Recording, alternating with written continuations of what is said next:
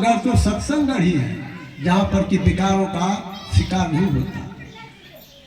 लोगों ने अभी भगवान राम की बात सुने। भगवान राम भी अपनी धर्म पत्नी को उपहार देते हैं। क्या उपहार देते हैं? हे सीते, तुम्हारे अलावा मेरे जीवन में दूसरा सीता नहीं होगा। और माता सुनैना जी अपनी प्यारी लाडली को सांसारिक वस्तु के अलावा ज्ञान की शिक्षा देती है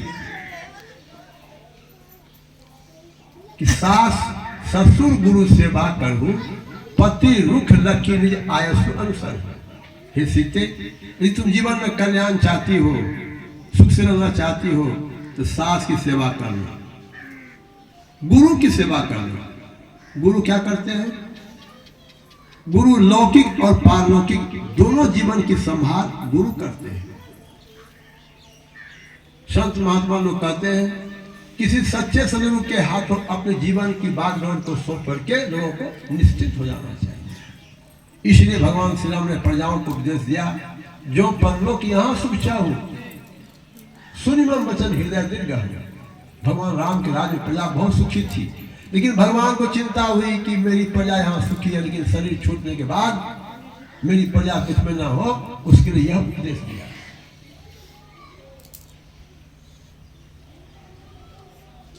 तो संत मत का उपदेश जो कार्यक्रम है, इसको ज्ञान जग की संज्ञा दी गई है। दो प्रकार के जग, द्रव्यमय जग, दूसरा ज्ञान जग। भगवान श्री कृष्ण कहते हैं द्रव्यमय जग से ज्ञान जग श्रेष्ठ होता है। जहां यह जग हो वहां जाना चाहिए, उसमें सहायता करनी चाहिए। तो आप भक्तों के आगमन से ये कार्यक्रम संपन्न हुआ है, और यहाँ पर आकर के आपने अपना ही काम बनाया है। संत पलटू साहब कहते हैं, पलटू सत्संग बीच में कर ले अपना काम। अपना काम सिर्फ सत्संग होता है। और आप लोग यदि नहीं आते, आयोजन करता का ये पंडाल में सुबह कौन बढ़ाते? हम लोग जो साधु महात्मा लोग, उपदेशक लोग, गायक लोग आते हैं, ये ज्ञान की बात है, भजन की बात है, किनको सुनाते हैं? इसलिए संत कबीर साहब ने कहा, संत दरस को जाइए, तजिए कुल अभिमान, जो जो पथ पृथ्वी पर अस्मिक समान। ईश्वर परमात्मा से प्रार्थना है कि इसी प्रकार की वृत्ति आयोजन करता बनी रहे, ताकि स्वयं लाभ ले, अपने परिवार को, अपने समाज को इस महान ज्ञान से लाभान्वित कराते रहे, ताकि ये लोक और परलोक दोनों मंगलमय हो।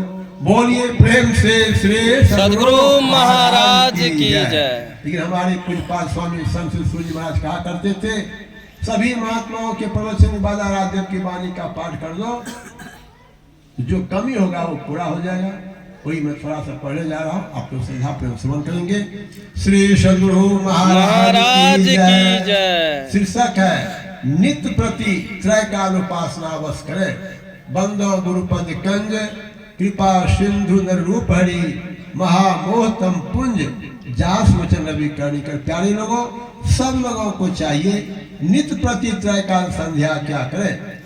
त्रैकाल संध्या से मतलब यह है, जब बाहर भर रात रहे, यानी जब बिहान होने को हो, तब ईश्वर की उपासना करें। दूसरी, जब दोपहर को स्नान कर ले, तब भी ईश्वर की उपासना बस करें।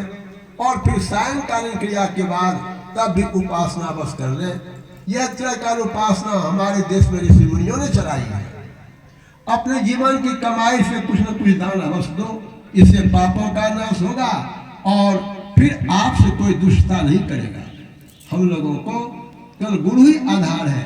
ईश्वर को देखा है तो देख सकूंगा, जब ईश्वर को देखूंगा तब ईश्वर से एक में हो जाऊंगा।